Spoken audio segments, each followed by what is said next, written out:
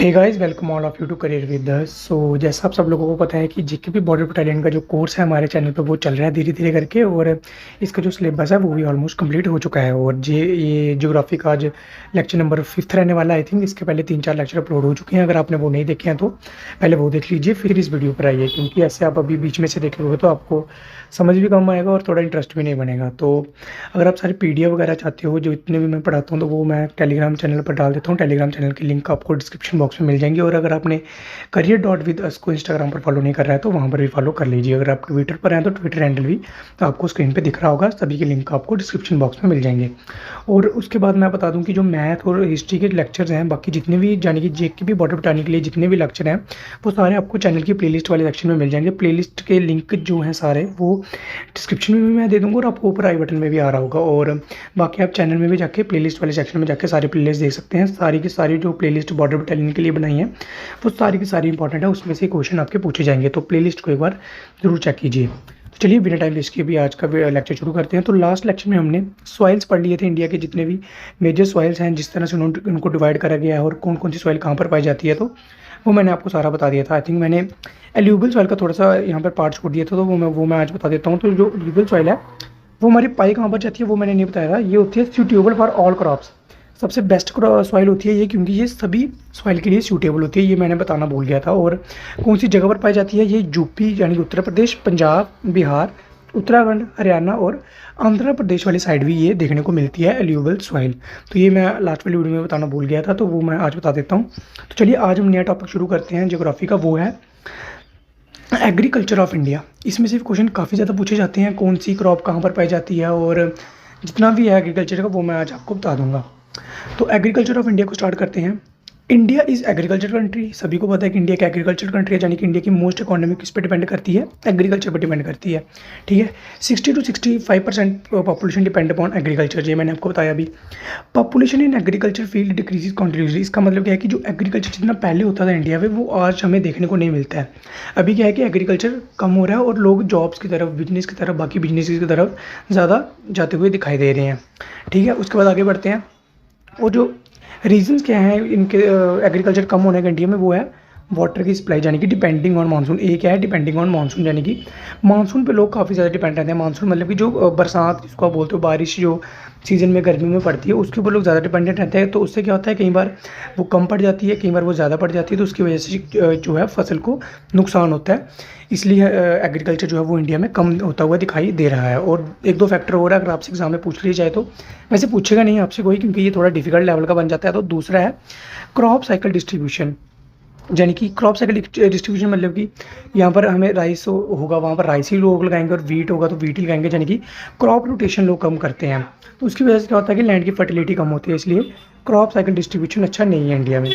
उसके बाद और ये लोग उगाते क्यों हैं, यानी कि यहाँ पर बीट उगाएंगे, वीट ही उगाएंगे, और राइस तो राइस ही क्यों, क्योंकि इनको पैसे उन्हीं से ज़्यादा मिलेंगे। बाकी अगर ये क्रॉप लगाएंगे, मान लो ये वीट की जगह कुछ और लगा लेते हैं सर। वीट एक रबी क्रॉप है ना, इसके बारे में आगे बताऊँगा। रबी क्रॉप तो रबी क्रॉप और भी होती है, लेकिन लोग वीट ही क्यों लगाते हैं, क्योंकि वीट से पैसे मिलते हैं। बाकी क्रॉप लगाओगे तो बाकी को इतने पैसे नहीं मिलेंगे। तो इसलिए किसान हैं वो सिर्फ ये क्रॉप लगाते हैं जिससे उनका फ़ायदा हो, क्योंकि गवर्नमेंट भी इतनी स्कीम्स वगैरह नहीं लाती एग्रीकल्चर की फील्ड में कि किसानों को फ़ायदा हो। तो इसलिए फिर वो एक ही क्रॉप वगैरह लगाते हैं। ये हो गया दूसरा रीज़न। तीसरा रीज़न है पॉपुलेशन इंक्रीज़। इसके बारे में बताने की ज़रूरत नहीं है, क्योंकि पॉपुलेशन दिन ब दिन इंक्रीज़ हो रही है। और चौथा रीज़न है एमएसपी। इसको लेके काफ़ी ज़्यादा अभी पीछे प्रोटेस्ट भी चले थे, सभी को पता है, न्यूज़ आपने सुनी थी। एमएसपी होता है मिनिमम सेलिंग प्राइस, यानी कि गवर्नमेंट एक आपको मिनिमम प्राइस दे देती है कि इससे कम आपको हमसे नहीं खरीदेंगे। मान लो कि आज वीट का गवर्नमेंट ने सेट कर दिया प्राइस कि 25 रुपये किलो हम लेंगे, ऐसे मैं एग्जांपल दे रहा हूँ, 25 रुपये किलो। तो फिर आपसे कोई भी 25 रुपये से कम नहीं ले सकता। 25 रुपये उसको 25 से आप ज़्यादा रेट कर सकते हो, लेकिन 25 से आप कम नहीं कर सकते। यानी कि किसानों को कम से कम 25 रुपये किलो तो आप वो बेच ही सकेंगे, इससे कम वो रेट नहीं होगा उनका, ये गवर्नमेंट सेट कर देती है। तो इसी को लेके अभी गवर्नमेंट ये एमएसपी वगैरह हटाने की कोशिश कर रही थी, तो इसके लिए ही प्रोटेस्ट किसानों के चल रहे थे। तो आई थिंक आपको भी क्लियर हो गया होगा एमएसपी के बारे में। ठीक है, आगे बढ़ते हैं। जो मेन इंपॉर्टेंट है आज का topic, crops pattern of India. India में कौन कौन सी क्रॉप पाई जाती है। तो सबसे पहले आती है रबी क्रॉप। रबी क्रॉप कब लगाते हैं, सोन कब करते हैं इसको, अक्टूबर और नवंबर के मंथ में इसको लगाया जाता है। और टेम्परेचर कितना होता है ये आपसे कोई नहीं पूछेगा, 12 से लेके 15 डिग्री सेल्सियस, यानी कि सर्दियों में ये क्रॉप लगाई जाती है। सर्दियों में होता है ना इतना टेम्परेचर, गर्मियों में तो 30-40 चला जाता है JNK में और बाकी भी स्टेट्स में। हार्वेस्ट कब करा जाता है, यानी कि काटा कब जाता है, हार्वेस्ट करा जाता है मार्च और अप्रैल के मंथ में। ये इंपॉर्टेंट है, जो मंथ है वो इंपॉर्टेंट है।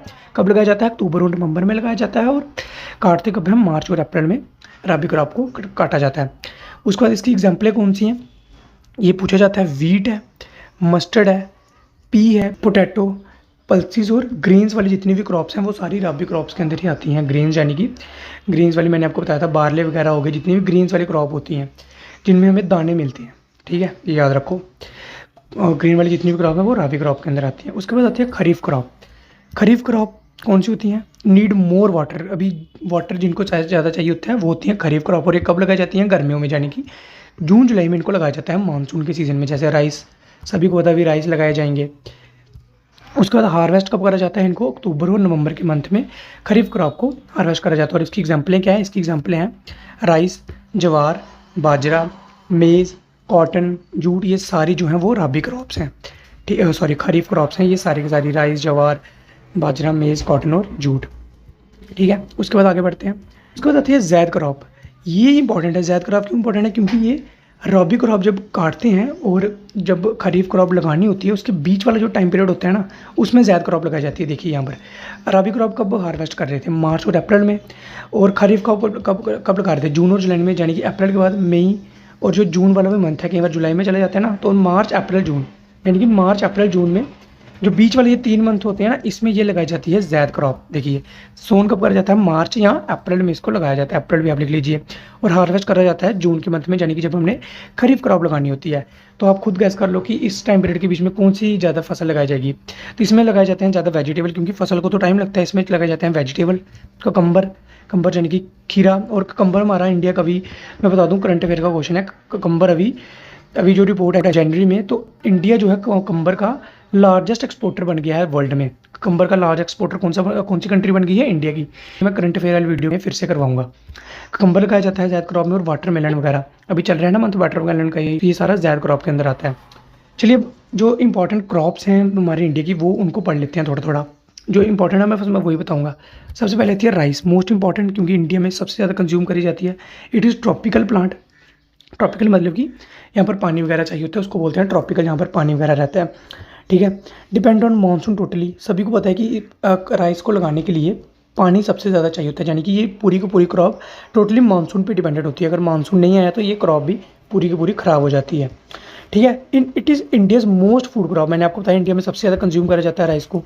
आप कश्मीर में देख लो, कश्मीर से लेकर कन्याकुमारी तक हर जगह राइस के कुछ ना कुछ बनाया जाता है। कन्याकुमारी वाली साइड, साउथ वाली साइड राइस इडली वगैरह बनाने के लिए यूज़ करा जाता है। उसका प्रोडक्शन देख लेते हैं राइस की। जो प्रोडक्शन है वो इंडिया में सेकंड नंबर पर, यानी कि इंडिया सेकंड नंबर पर है, और चाइना जो है वो फर्स्ट नंबर पर है पूरे वर्ल्ड में। अगर हम इंडिया में बात करें तो इंडिया में सबसे ज़्यादा ये कहाँ पर उगाई जाती है, वेस्ट बंगाल, पंजाब, उत्तर प्रदेश और आंध्र प्रदेश वाली साइड इसको लगाया जाता है राइस को। उसके बाद आगे देखते हैं वीट भी इंडिया की मेजर क्रॉप में से आती है। Wheat is an irrigation crop. इसका मतलब कैनाल्स वगैरह से पानी जो लगाते हैं लोग, मतलब जिनकी खुद लगाते हैं, उससे भी वीट हो जाती है। लेकिन राइस जो है वो राइस टोटली मानसून पे डिपेंडेड है। आप चाहे खुद से जितना मर्जी पानी लगा लो, लेकिन तब भी आप बारिश जितना पानी पूरा नहीं कर सकते राइस को, लेकिन वीट को हम कर सकते हैं। उसके बाद अगर हम वीट की प्रोडक्शन की बात करें तो प्रोडक्शन इसकी सबसे ज़्यादा चाइना में होती है और सेकंड नंबर पर इंडिया की होती है। और इंडिया में अगर पूछ लिया जाए तो सबसे ज़्यादा उत्तर प्रदेश में, उसके बाद पंजाब, मध्य प्रदेश और हरियाणा में, ठीक है। उसके बाद आगे देखते हैं, ये ज़्यादा आपको नहीं देखना है इसके बारे में। उसके बाद आती है मेज़ क्या है, कॉर्न जिसको बोलते हो ना, मक्का। मेज़ ये भी एक टाइप है, खरीफ क्रॉप की टाइप है। सभी को पता है गर्मियों में लगाई जाती है ये मक्का वगैरह। और ये वर्ल्ड में फर्स्ट सबसे ज़्यादा कहाँ पर उगाई जाती है, यूएसए में, और इंडिया में सबसे ज़्यादा कहाँ पर, कर्नाटका में। ये आपको याद रखना है। उसके बाद ये वगैरह आपको वगैरह नहीं देखना है, ये मिथानॉल वगैरह इज़ मेड फ्रॉम, ये कुछ नहीं याद रखना। उसके बाद मेन इंपॉर्टेंट बात है कॉफ़ी मोस्ट इंपॉर्टेंट है। It is a plantation crop. ये कई बार पूछा जाता है कि कॉफ़ी कौन सी क्रॉप है, ये प्लांटेशन क्रॉप। ये जो मैं पहले बताइए आपको, ये फूड क्रॉप्स हैं, ठीक है। ये एक plantation crop. In world Brazil में सबसे ज़्यादा कॉफ़ी उगाई जाती है, ये आपको याद रखना है। कौन सी कंट्री में? ब्राज़ील में। और इंडिया में कहाँ पर? कर्नाटका में सबसे ज़्यादा कॉफ़ी हमें देखने को मिलती है, ठीक है। उसके बाद आगे देखते हैं कॉटन। कॉटन भी मोस्ट इंपॉर्टेंट है। कॉटन का बर्थ प्लेस कहाँ पर हुआ था, ये पूछा जाता है कि यानी कि सबसे पहले कॉटन की फसल कहाँ पर उगाई गई थी, तो ये उगाई गई थी इंडिया में, ठीक है। यूज़ में किससे होता है कॉटन? सभी को होता है, क्लोथ्स वगैरह में, थ्रेड वगैरह में, सभी में यूज़ होता है कॉटन। और सबसे ज़्यादा प्रोडक्शन इसकी होती है चाइना में और सेकंड नंबर पे इंडिया में। पर अगर इंडिया में पूछ लिया जाए कहाँ पर होती है सबसे ज़्यादा, तो ये होती है महाराष्ट्र में। इसलिए हम महाराष्ट्र को वाइट गोल्ड के नाम से भी जानते हैं। महाराष्ट्र में सबसे ज़्यादा प्रोडक्शन होती है कॉटन की, ये इंपॉर्टेंट है। और सेकंड नंबर पर गुजरात में। ये इन दो स्टेट में सबसे ज़्यादा कॉटन हमें देखने को मिलता है। उसके बाद आता है रबड़। रबड़ भी इंपॉर्टेंट है। Found as a milk in plant, यानी कि ये प्लांट जो होते हैं इसके ये दूध की तरह जब वो देखा ना हमने प्लांट्स में, जब आप कोई पत्ता वगैरह काट देते हो तो दूध की फॉर्म ऐसे वाइट कलर का कुछ निकलता है केमिकल से, तो वही रबड़ ही होता है जो कि मिल्क की तरह इन प्लांट में होता है और इसके बाद में प्रोडक्शन करी जाती है। और सबसे ज़्यादा कहाँ पर पाया जाता है? थाईलैंड में, वर्ल्ड में पाया जाता है। और इंडिया में सबसे ज़्यादा केरला में और उसके बाद तमिलनाडु में, ठीक है। उसके बाद आगे बढ़ते हैं शुगर केन। शुगर केन क्या है? 1 ईयर क्रॉप, यानी कि इसको पूरे साल भर लगाना पड़ता है। अब एक अभी लगाओगे तो इसको साल के बाद ही ये शुगर केन तैयार होंगे। तो ये क्या है? 1 ईयर क्रॉप, यानी कि साल में सिर्फ एक ही बार लगाई जाती है शुगर केन।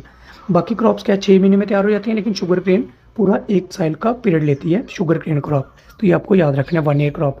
शुगर बनाई जाती है, इसको सभी को पता है। प्रोडक्शन इसकी सबसे ज़्यादा ब्राज़ील में होती है और इंडिया में सबसे ज़्यादा यूपी में, यानी उत्तर प्रदेश में, और सेकंड नंबर पर महाराष्ट्र में। आगे बढ़ते हैं बाजरा। बाजरा क्या है? ये भी एक फूड क्रॉप है। कहाँ पर सबसे ज़्यादा मिलती है? सैंडी सॉइल, यानी कि रेतीली मिट्टी जिसको हम बोलते हैं, वहाँ पर सबसे ज़्यादा बाजरा देखने को मिलता है। और सबसे ज़्यादा कहाँ पर होता है? नाइजीरिया में। ये इतना इंपॉर्टेंट नहीं है। और इंडिया में पूछे तो सबसे ज़्यादा राजस्थान में, क्योंकि रेतीली मिट्टी कहाँ पर देखने को मिलती है? राजस्थान में मिलती है। तो सबसे ज़्यादा बाजरा कहाँ पर होगा? राजस्थान में ही होगा। सेकंड नंबर पर उत्तर प्रदेश में, उसके बाद गुजरात और हरियाणा। फर्स्ट नंबर आप याद रखो, बाकी याद रहे या ना रहे। उसके बाद आती है पल्सिस के मेन फूड क्रॉप, यानी कि पल्सिस, यानी जितनी भी दालें वगैरह हैं, राजमा दाल जितनी भी होती हैं, वो सारी फूड क्रॉप्स के अंदर आती हैं। इंडिया जो है वो लार्जेस्ट प्रोड्यूसर एंड कंज्यूमर है पल्सिस का, यानी कि सबसे ज़्यादा इंडिया में प्रोड्यूस होती है पल्सिस, और कंज्यूम में इंडिया में ही करा जाता है। और सबसे ज़्यादा कौन सी स्टेट में? मध्य प्रदेश में पल्सिस को प्रोड्यूस करा जाता है, ठीक है। उसके बाद आती है टी क्रॉप। टी क्रॉप ये भी एक वाटर लविंग प्लांट है, यानी कि टी को भी हम पानी में ही उगा सकते हैं। जो टी की क्रॉप होती है उसके बिना पानी के ये भी हम नहीं चला सकते। इन कहाँ पर होती है? स्लूपी एरियाज। हमें स्लूपी एरियाज मतलब यहाँ पर ऐसे ढलान वगैरह होती है, ऐसे मतलब कि प्लेन इलाके नहीं होते, थोड़े ऐसे इस तरह से होते हैं, ऐसे ढलान की शेप में, उसको हम बोलते हैं स्लूपी एरियाज, ठीक है। प्रोडक्शन कहाँ पर होती है? सबसे ज़्यादा चाइना में और इंडिया में सबसे ज़्यादा असम में, ये आपको याद रखना है। ये जो 4 स्टेट है ना, असम, केरला, कर्नाटक और वेस्ट बंगाल, ये इंडिया में 55% प्रोडक्शन करते हैं टी का, यानी कि इंडिया में 55% प्रोडक्शन जो है वो इन 4 स्टेट से होता है, ठीक है। उसके बाद आगे देखते हैं फूड क्रॉप्स को। मैंने आपको बता दिया, जिसमें आपका वीट आता है, राइस आता है, कॉर्न आता है, बाजरा। कैश क्रॉप होती हैं, यानी जिनसे हम पैसे कमाते हैं ज़्यादा, प्रोड्यूस फॉर मनी। ये कौन सी होती हैं? कॉटन, पीनट्स, जूट, टोबैको और पोटैटो, ये हमारी आती हैं कैश क्रॉप्स में। उसके बाद आती है प्लांटेशन क्रॉप, जिसमें फ्लावर्स वगैरह होते हैं, फ्लावर्स, टी, कॉफ़ी, फ्रूट, यानी कि इनके प्लांट होते हैं छोटे छोटे, तो ये होती हैं प्लांटेशन क्रॉप्स, ठीक है। ये आपको याद नहीं रखनी है। ये वाली देख लो, ऑयल सीड क्रॉप्स कौन सी होती हैं?